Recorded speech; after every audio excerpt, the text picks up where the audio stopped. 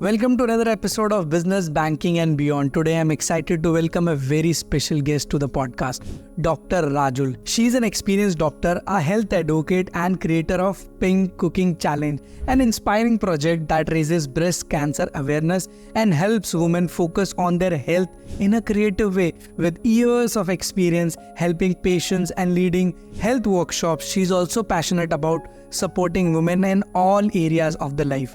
In this episode, we'll talk about her journey to Dubai, discuss the unique challenges women face after 40, from managing mental health to physical health to balancing work, family and personal goals. She will share her experience as both doctor and a content creator, as well as her views on women in business and the tough choices that come with it. We cover important topics like health, metabolic issues and the struggles many women face around her career and family. This is a conversation full of real advice and encouragement for women's health, personal growth and success.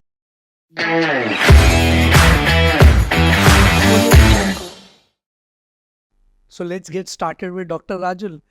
Dr. Rajul, the first thing which I really want to know from you, what is your journey from being a doctor to a content creator in lifestyle, food, and inspiring so many people and giving so much of education back to the society? So thank you so much for having me here, Hemant, today. And I want to tell you that I was in practice for 20 years in Mumbai before I came to Dubai. The journey that brought me to Dubai, I really feel it was meant to happen, because I actually moved here in 3 months of deciding that I was offered a job and I moved to the hospital over here. And when I came here initially, the first 2-3 years, I was not really looking at content creation or anything like that. And then about 10 years back, there was something that I was dealing with myself, where I was trying to heal myself through my inflammatory problems that I had. And I started doing a lot of research on food and how food can make a difference to this.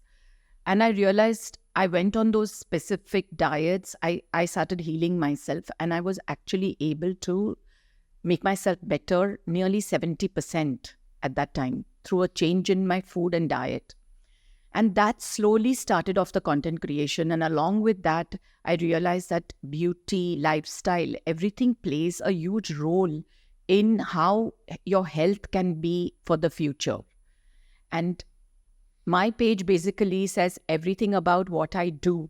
It's not purely health related, because I really have so much of myself that I want to put out there, and patients really connect with, knowing me as I am. It's not just as a doctor. So content creation became something that I enjoyed doing. I became passionate about it, but it all ties down to how I heal my patients in the clinic. When I learn everything outside, I apply it back to healing my patients. And that's where it ties together.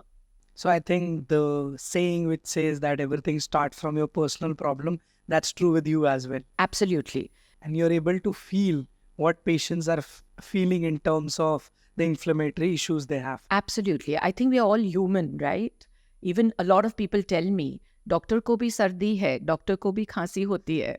So that's something that can happen to any human being. And I think we doctors are the worst when we look at looking after ourselves. We never find time to look after ourselves. It's like saying the same thing that the woman of the house is taking care of herself, which is, not taking care of herself at all, but everything around us. I think that's the reason we have to take care of the woman. So actually, this is what I teach all my women, that they are the backbone of their families. If they were to break, literally the family would crash around them.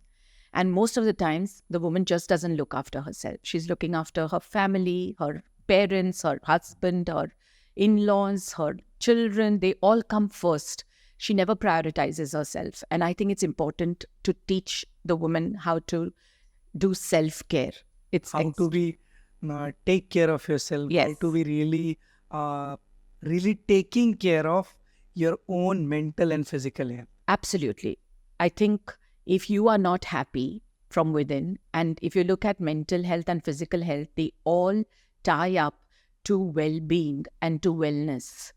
Health and wellness for a woman is not just one part of that. It is all, everything has to be together. So, well, I wanted to introduce this today as a topic, Yeah. but I knew it now you are coming. Before even putting out to the audience, you made it clear that today we are going to speak about women. Yes. We are going to speak about women entrepreneurship.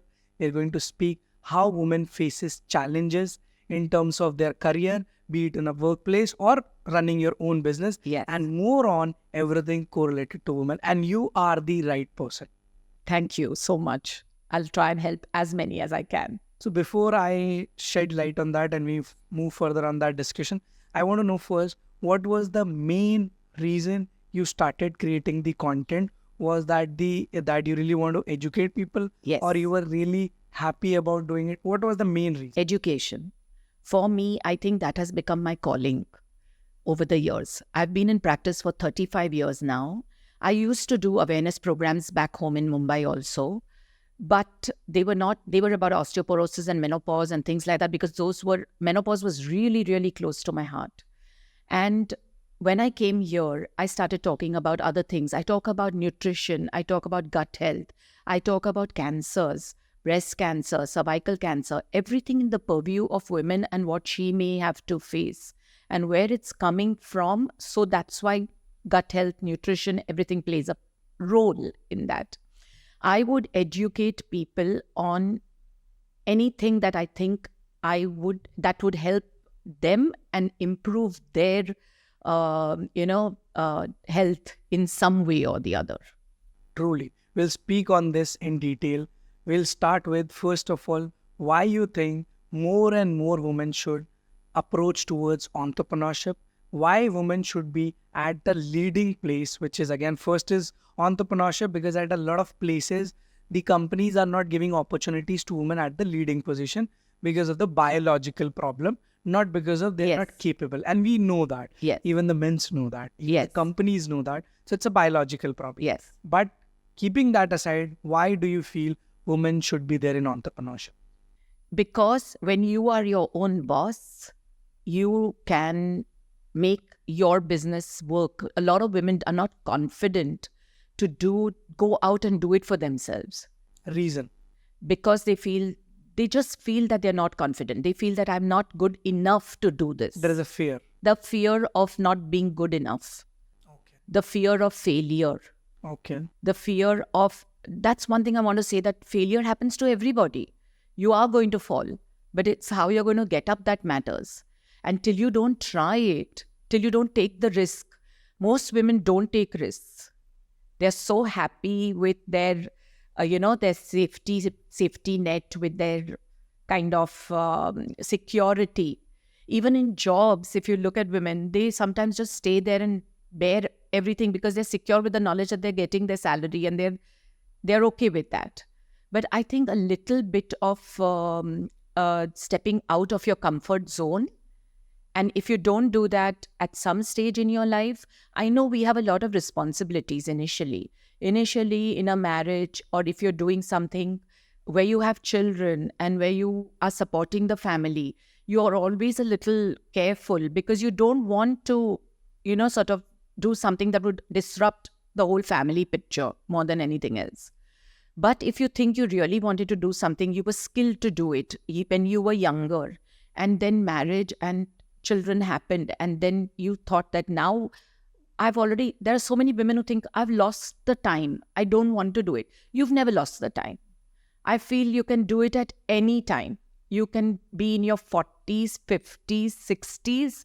You shouldn't say that I don't want to do it now. Well, I was doing a podcast recently with Lavanya, the owner of Blush and Curls.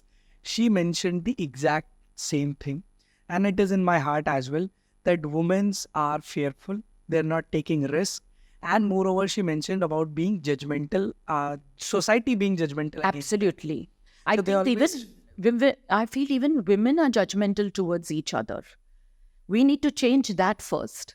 And I think when you come into the entrepreneur zone, that gets taken away altogether. Because then you see another entrepreneur for someone exactly like you. In business, when you are in a business circle, everyone's on the same platform. Well, I'm really feeling like I'm sitting with a woman doctor entrepreneur. You know why? Why? Because I'm really feeling I'm getting scolded and feeling like I am that woman who's not trying. So I would give a shout out to all the women. Please, please take the risk. Please follow your dreams Absolutely. and follow entrepreneurship. Don't think about society.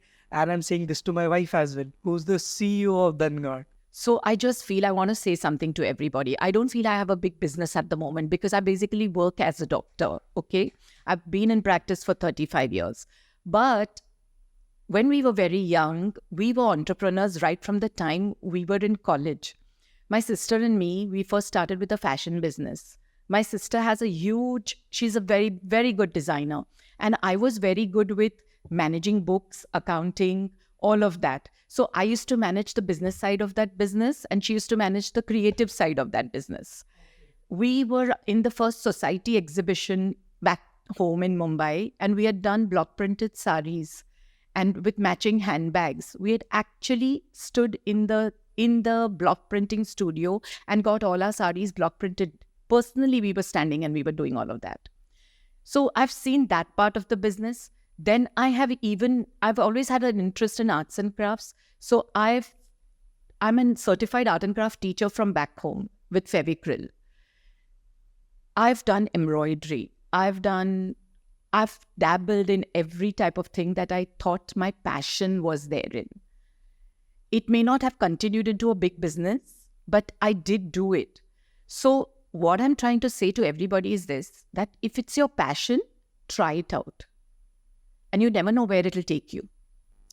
With the business thing, I would say every small business or a big business is truly in itself is a company and a business. So there is nothing small or big. Yeah. I really feel like the Jack Ma says, small is beautiful. Yes. Even if you have small, it is much more beautiful than a corporate. Yes. Coming back to the point of women entrepreneurship, they are fearful, judgment. The society is against judgmental again. Yes. They're not taking risk. Where I see it, that women have all the skills and all that things which they can start the business with. Yes. But again, they feel like to be a businessman, it requires a different skill which they don't have.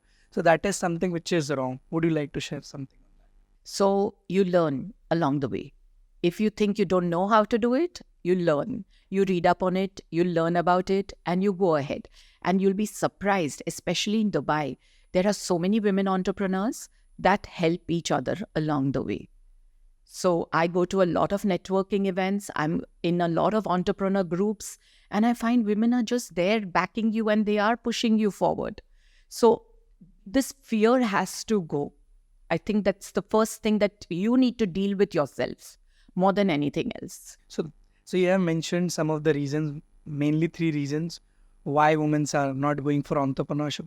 Could you mention the 3 good reasons which society needs and women needs if they're in entrepreneurship? You'll have very dedicated, good entrepreneurs, because women are very dedicated workers, basically. I will absolutely go for that. So one is that.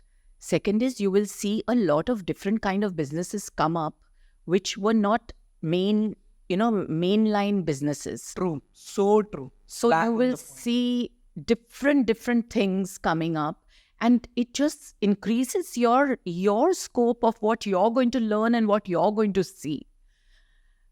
The third thing I would say is that why wouldn't you help just because somebody's a woman and somebody's a man? Why wouldn't you want a woman to also do something what is in a man's space? Equally, why wouldn't a man do something that's in a woman's space? And I personally feel that we should be looking at both really the same way. I'm not one of those completely feminist types either. I have a son, and I would like my son to talk about women's things also. So I think it's good to have them out there, everyone. But the second point which you mentioned is really so true when we are living in a diversified world, even especially in Dubai where we have so many nationalities out there and we are taking feedbacks from everyone. A large part of society, I would say 50-50, we have men's, we have females. If we see the observing powers of females, what they can bring in terms of business, new businesses and existing businesses, how they can be improved is immense. So thank you for mentioning that. It's how they look at it. Of course. It's, the perspective of business, the way they are looking at it is completely different. If you see, a lot of women downplay their being homemakers. Okay, they say, I'm only a housewife.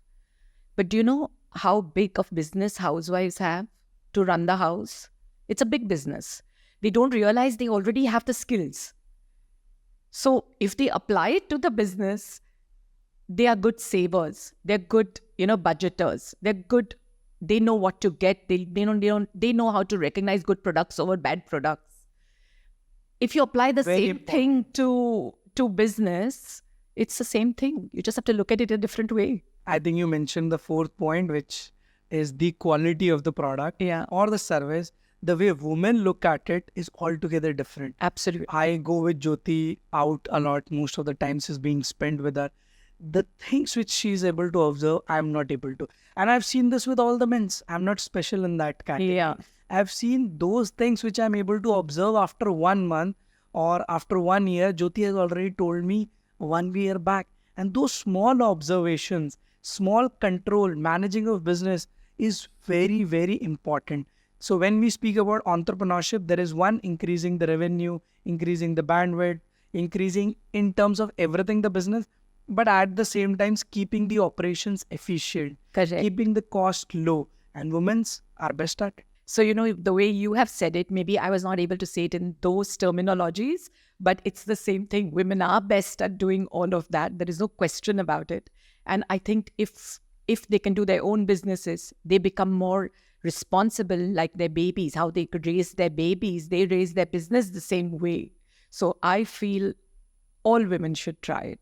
It could be anything, small to big, it doesn't matter. I think all the points which are really in my heart, you have mentioned all those today about the women's, how good it will be and what are the major points women should really, really come in entrepreneurship and workplace. And as a person, as a company, we're trying our best. As you must be aware about Dhangad Business Center. So most of that's where our second thing will come, where that most of the women after marriage will lose or not continue their jobs.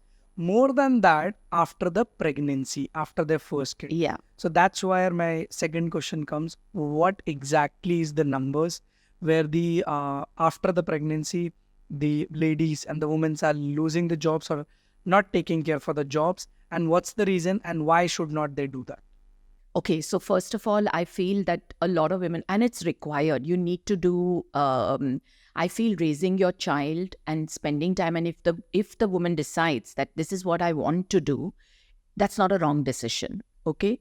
Because what you can give to your child in quality time and quality raising is really another fabulous thing that you can do. But if you have skills and you have trained to do something and you want to work and go into the workplace, work-life balance can be done beautifully, okay? There is no harm in saying that you will take help from somebody else to run your house in terms of, whether you need someone for cooking or whether you need someone to look after and clean your house, look after the child. You need to be there to give quality time to the child.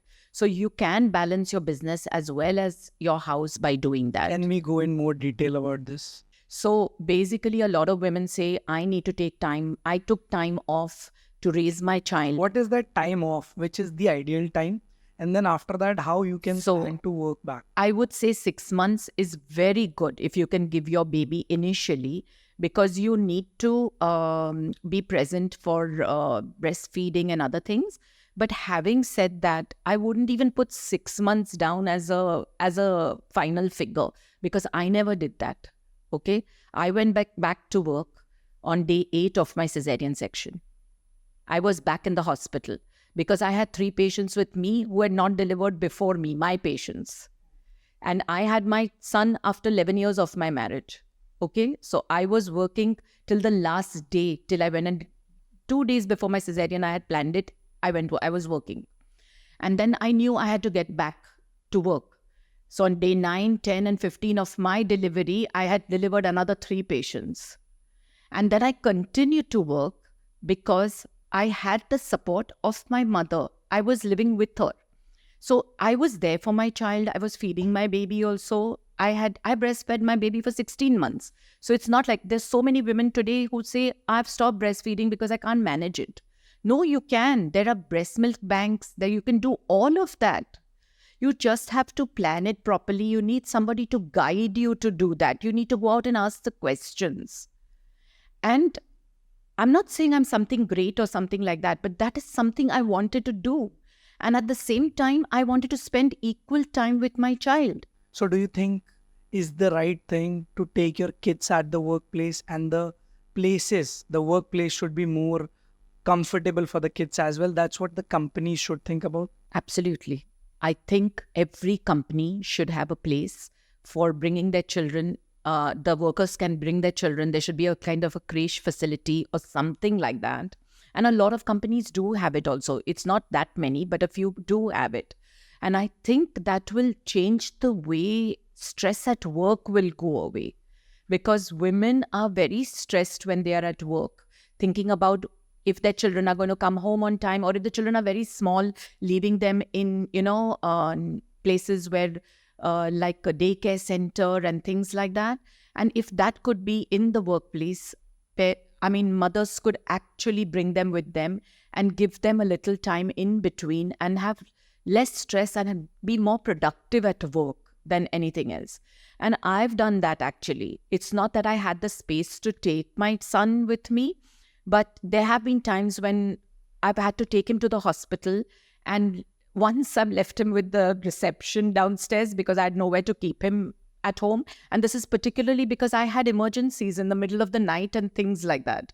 And when I came to Dubai, there was one time when I had an emergency in the middle of night and I had really nowhere to leave him. My nanny was not there at that time. I took him with me and the nurses made him very comfortable in the doctor's lounge, But if we have dedicated spaces on a daily basis for women to bring their children to work, where when they're very small particularly, I think it makes them feel less stressed. I'll share here the story of one more woman entrepreneur. Jyoti is there, and what exactly happened, I'll share that as well. So when we had our first kid, so that time Jyoti also joined hardly in 1 month back. Yeah. And she was working till the last day itself. So when she came back, again, she would not leave the kid at home. Yeah. So what we did is we had a small office at that time because we have bootstrapped the company. So again, that is an example. So Jyoti was always there from the smallest part of the company to till now. So we had a very small office. In that one, we had 4-5 people at that time. So we could not keep the kid there. And there was no special thing for them. And we were again in a co-working space. So we literally took a new office, small office, one more office, because that's the beauty of co-working, at least, that Yes. we took one more office which was available. And literally, to your imagination, we put up a cot there. Yes. So The baby was sleeping there all the time, and Jyoti was working only from that room with the cot next to her, and it was like private. So she took up the sleep, and I was fully there that yes, income can increase, revenue can increase, your passion can increase together with this taking care of the baby. Absolutely. So I've seen that personally. I think it works. It's just how workplaces perceive it, how they make space for their employees. It's like any workplace who would take special care of their employees by having special workshops for their mental health or for, raising their skills. The same way this comes into play. Well, that's the reason in Dhanbad co-working space, we have a dedicated kids room where you can where you can drop your kids, they can sleep, they can play. And that is again a personal problem. I had seen it personally. That's the reason this but I think that's amazing, that you have that over here in your co-working space. Well, as a leader of the company, I have always seen a lot of people leaving the company. That hits a bit, but more than it hits when a woman is leaving just because of marriage, and more than that, pregnancy. We tried our best in many of the women of Dhanbad that they can be stopped. We gave work from home. We allowed maximum amount of holidays you can take, and then again taking the kid to the office as well. So we are trying our best. But again, calling you here and talking about it is more prominent that education has to go. There is a fear, there is a guilt in the woman that if they leave it, the society will judge and they will judge themselves as well. Yes. So I think that also again comes from within. It has to change. A lot of women leave their babies back home and they come back in 2 months to work over here. I have seen this. They don't have the space or the means to keep nannies or to, take their children to work when they are here. So imagine their conditions where they've left their babies miles away. They cannot see them for the whole year until they go back. So if we can change this and we can change the way we think about this, it changes so much more for the children also. Because I feel children need both the parents. One parent can't do everything by themselves alone. This applies even to men, actually. Most of the time, men go into that bracket of I am earning and bringing it home for the family, and I'm tired at the end of the day and I need my space and my time. Very little time to spend with the family and children until it's only on the weekends. But I think on a daily basis, if all things are shared, whether it is kitchen time, whether it is work time, everything, I think it matters how you spend quality time with your children. You don't need to give them all the time, but it's quality time, what you're really doing with them. So true. Yeah. That brings me to an important thing as well, which are the real challenges, the physical challenges which women face. So if you can detail that on, especially the working women or even household as well. Yeah. Ultimately, they are working as well. Yes. So what are the physical challenges which women face? So physically, a woman goes through so many different times in her life, starting from her teenage years to her reproductive years, and then her menopausal years. Now, if you look at women as compared to 150 years back, we live much longer now. Longevity has increased. You see women living up to 80 and 90 years. That means a woman is living nearly half her life in menopause also. If you're not prepared for your older age and for menopause, when you're younger, if you're not preparing to handle other problems at that time, because there are things like chronic diseases and the things like metabolic diseases, they all come to you later in life, depending on how you have been in your younger years. So I'll just say a few things where physical thing is concerned is that you need to be careful about your vitamins and minerals, what you need to take, because your need for iron, calcium, folate, it all changes over a period of time as you go through these phases in your life. Then also you need to be careful about how you're eating, how you're cooking, how your lifestyle is, how you're moving all the time. Exercise is very important, but movement is important. You may not have time to go to the gym, or you may not have time. A lot of people don't do exercise because they say, I don't have time from work to home and back, whatever they're doing in both their spaces. But movement is a form of exercise that they need to do. And then women really don't realize that prioritizing on sleep and not stressing are the two major factors that actually play a role in how healthy they are. So just managing food and lifestyle also is not enough. So women need to look at all of this. So what are the three things, if I can summary, what are the three major things which you can mention which women face challenges, and then we'll talk about how they can solve it. Okay, so a lot of women actually have a problem once they conceive and once they deliver, because their body goes through so many changes normally, because it's a hormonal change that happens when they are going through their deliveries, that to swing back to what they were and the memory of what they were is one of the biggest challenges women face. And similarly, when they come into the perimenopause and menopausal time, many women can't realize and they cannot accept that their bodies are going through these changes, and it's very difficult for them to, manage that. So that's one of the biggest challenges that I find, that women are changing their bodies over a period of time and they need to look after that. So if I speak about the first one first, Yeah. again, as I mentioned, after pregnancy, there is a lot of women who are not able to continue their work. So how this can be solved? What can be the cure, or what can be the precautions early year which can be taken to avoid? So a lot of women, when they are not able to work after their pregnancies and deliveries, unfortunately, our society has something called as a work gap that happens. Some of them cannot come back to their work later because that gap does not offer them the same opportunities that they had when they took it before they were pregnant.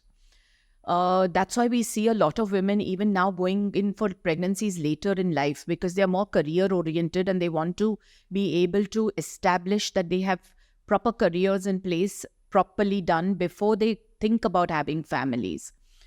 But I feel that at some point, if you cannot go back to doing what you were doing, you can start your own entrepreneurial journey at that time, because you need to, again, that factor of fear comes in and you need to get rid of that.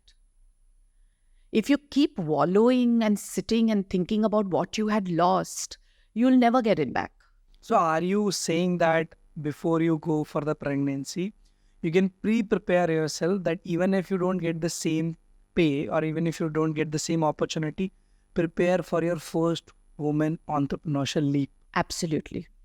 Absolutely. There's nothing wrong with it. And there's nothing wrong with having a lower pay or a lower salary also I have gone through it. I've gone through a very, very high pay to a very low pay post-COVID. You know how it is shaming for me to say that I'm so skilled and what I bring to the table is so unique in terms of what I bring to the table, the amount of time, energy I give my patients.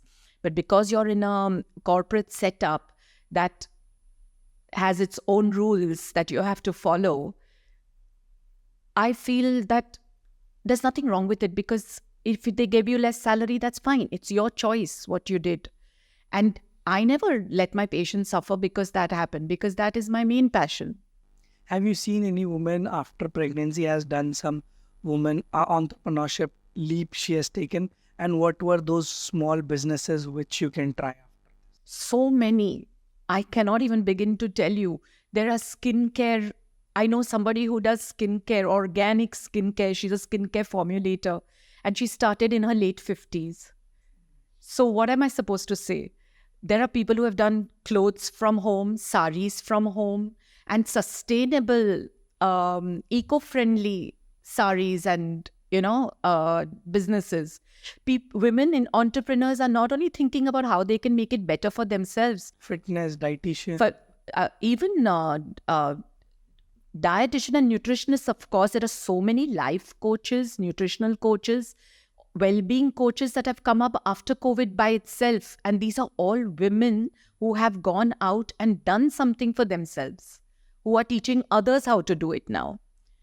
So I feel that there is no end to it. I mean, this is completely a different thing I was not expecting today, but I'm unveiling something that after pregnancy, you really don't care about the job aspect. Absolutely. If you are getting, it's good. Yes. If you're not getting, even better. Yes. You have the chance for getting that leap of entrepreneurship. Absolutely. I was making time for myself after my son was born. I had not stopped my main work. I had my own practice back home in India, but I did my my craft and art journey because that was my passion when I was younger also. I used to go on the weekends to do it in college, to do my classes. And over a period of 1 year, I did the whole course and I got that certification. And that was when my child was very young. And it was not like I'd given up my main job to do it. And I had no shame in doing it. In fact, even over here, when I started out with my food and my journey about food, I took part in a lot of competitions for cooking competitions. I was never a very good cook when I was younger. I enjoyed it, but every time my priorities were different. The hospital and all that work was more important as compared to that. So I was in my 50s when I did that. And when I did, I was on Food Shala. In season 5, I came up to the top 3. And I even won the Hershey's Bake Off. I was the first runner up in 2015. So why should it stop you? In fact, there were women who asked me, some of them asked me, they said, why are you coming? Are you not working? Are you not in the hospital? No, I'm coming because I want to come and I want to do it. And this was on my journey to learn. It was not on my journey to win. It was my journey to learn to teach others. Journey to learn, not to win. No. It was really on my journey to learn, and I'm still on that. I think having done medicine has been so profound and fantastic for me because the learning has never stopped. We still learn. We still learn everything in the medical field also. I never feel I know enough. Never. That brings me again to the second part which you mentioned about the menopause. So the pregnancy is somewhere in 30s most of the times. Yes, now. Delayed, yeah. Now. So this is your 30s. Then the menopause is 40s, if I'm not wrong. Yeah. So between 45 and 55, we would expect you to get menopausal. But there is a thing called as perimenopause that can be 10 years before you become menopause. Okay. So that will be 35. Yes, we are seeing it in younger women now. So you could start your perimenopausal age around 30, 32 also. It could be 32, it could be 35. Now, when you become perimenopausal, everybody thinks menopause is about actually estrogen dropping. But it starts with progesterone dropping in your perimenopause. So it could be just simple things like irregular periods. It could be mood swings. All this is because of progesterone drop, and that could start as early as 35 years of age. Okay. So if 30 is one challenge for the woman, which is the pregnancy. Yeah. 40, 45 or early 50s is the next challenge, which is menopause, where body is going through so many changes. So many changes. So one leap, you have the chance in your 30s. What do you say after 40 or 45? What are the best things? What are the challenges through which you can take really the leap of entrepreneurship or rejoining your workforce? I'll again say the same thing. You don't stop if you want to do it. You see how your body is telling you what you can do. Your body gives you signs all the time. Your body will tell you. Another thing women don't know, once we get out there, we don't know how to say no. And we don't know how to say no to other people, and we don't know how to stop and take a step back if we need to. So there is no shame in doing that also. You need time for yourself. So besides making time for yourself, looking after your self-care, you need to find time to do everything that you like to do. So your hobbies, your workplace, if there is something you always wanted to try it at that time. Your 40s and 50s are the best time in your life to do it because your children have moved on. Your children have finished their schooling, gone off to university. You have so much time on hand to do everything you wanted to do for yourself. You shouldn't get lost only in the kitchen and in the house, and you shouldn't get lost in that. You shouldn't feel you're indispensable. You shouldn't feel like you have to do that. Life moves on, even if you don't do certain things. So find time to do everything that you needed to do. So you're really motivating and giving a word out there. Even if you're in 40, 45, you can start. Even if you have not started in your... Hemant, you've not asked me, but I'm going to say this. I'm 61. Do you see me stopping? I'm 61 and I will not stop. So that's all I'll say. So what do you think? What's your goal? Because you said I didn't ask this, but after hearing this, I want to ask, what's your goal as a woman? As a woman, as of now, my goal is to teach as many people, make them aware of how they can improve their health. I want to be able to teach as many teenagers, because if I knew better when I was younger, I would have not had all the things that I went through. My whole goal is to create awareness, to spread awareness, to be able to educate, to be able to help as many people as I can. This is my goal. And there is one thing which you have always speaking about as well, and we really want to discuss on that, the breast cancer. Yes. The statistics are really not acceptable Yes. to the society and to the people. what you have mentioned. Can you re-mention about the stats and about the breast cancer? So, breast cancer awareness has been really close to my heart because that is one of the major reasons why women today they suffer from it and they can die of it also if they are not picked up early. In the UAE alone, we have, if you look at our female population, there's a 20% rate of women here who suffer from breast cancer. It's a very, very large rate. And it's not the cancer alone, it's about younger and younger women now being diagnosed with breast cancer. So it's about why it happens and how it needs to be picked up and how you can think about preventing it. That is what should be. Can you share 2 or 3 things to prevent it? Yeah, so I don't think anyone can purely say that we can prevent cancer with this. It's not yet happened that way.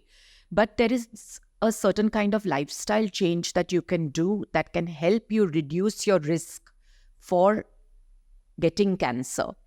Mainly, you need to make sure that you reduce any kind of hyperestrogenism if you have in the body. So estrogen can have 3 kinds of metabolites that need to be flushed out of your system.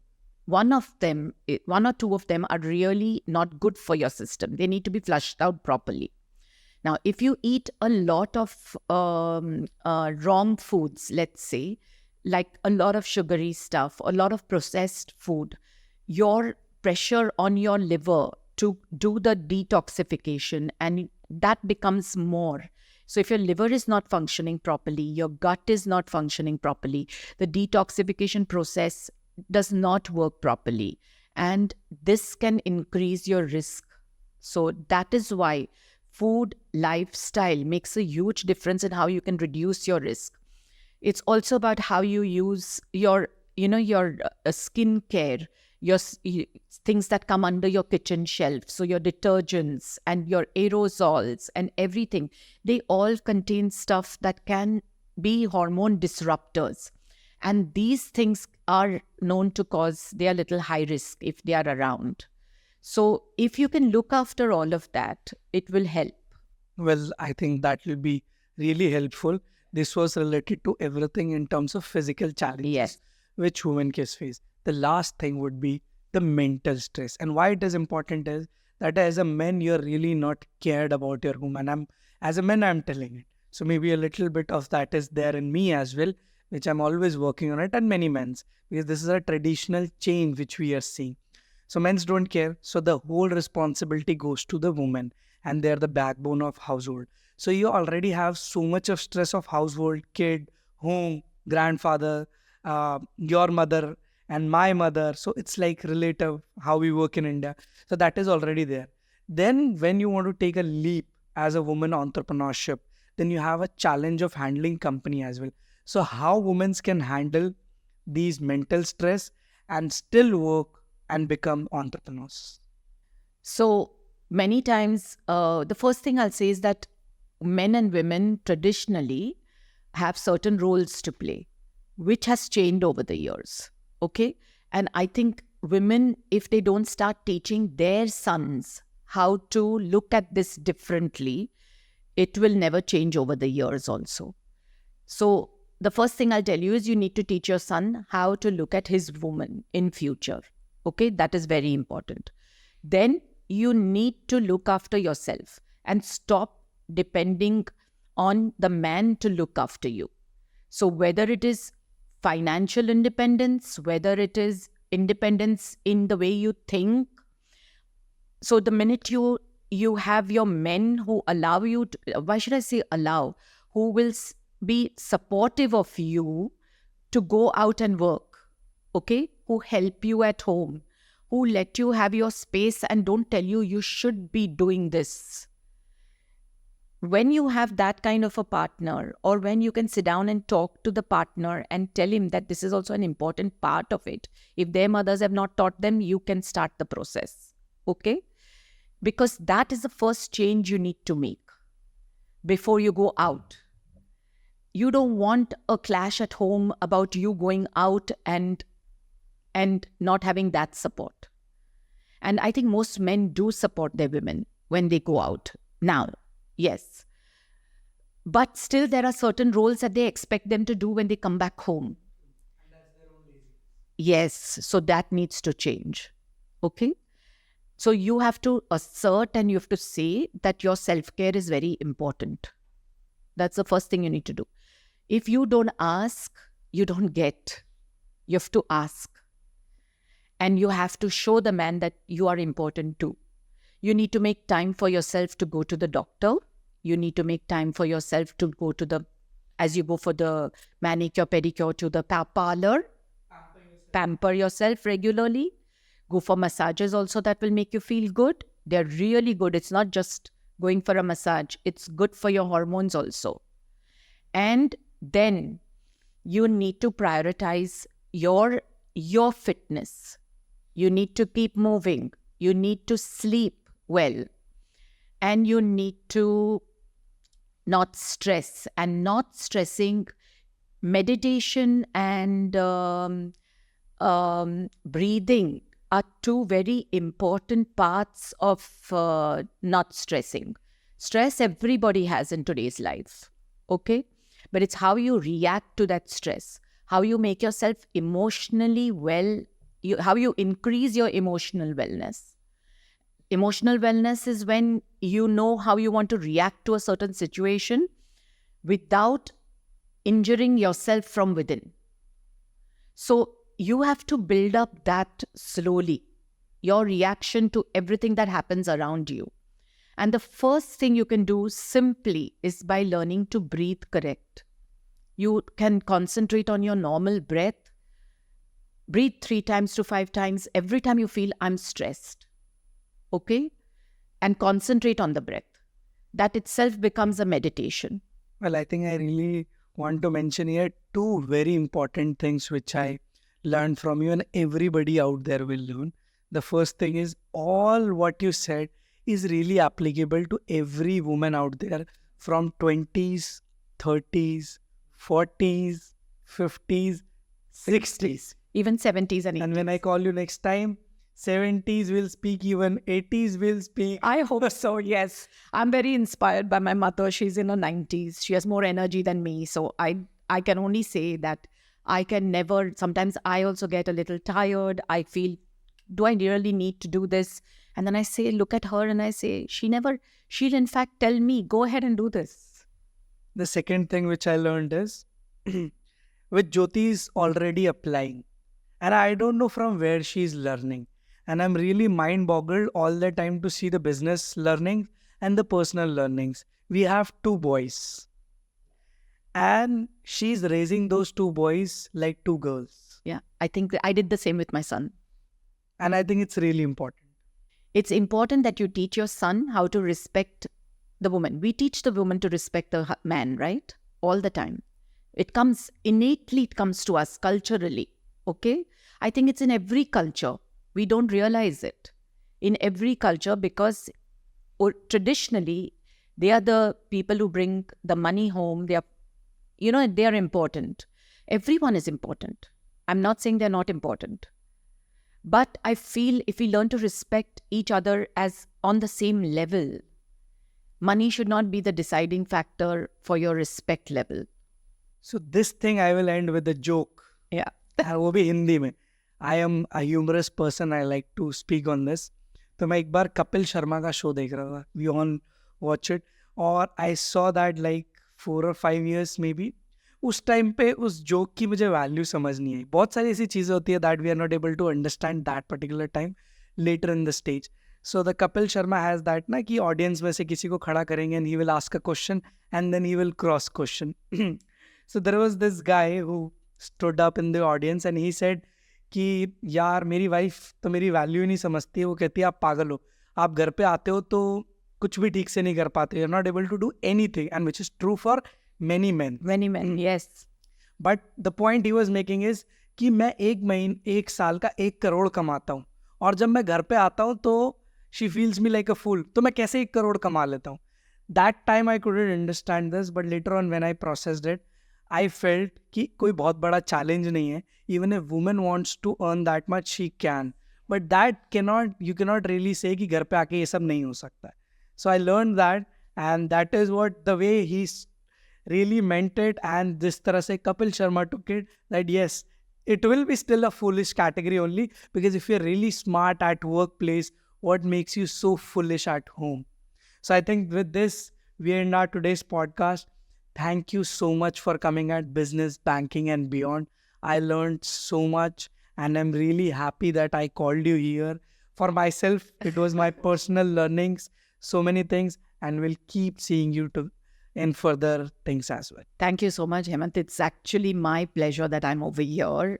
I enjoy this so much, and thank you for having me on this podcast. Thank you.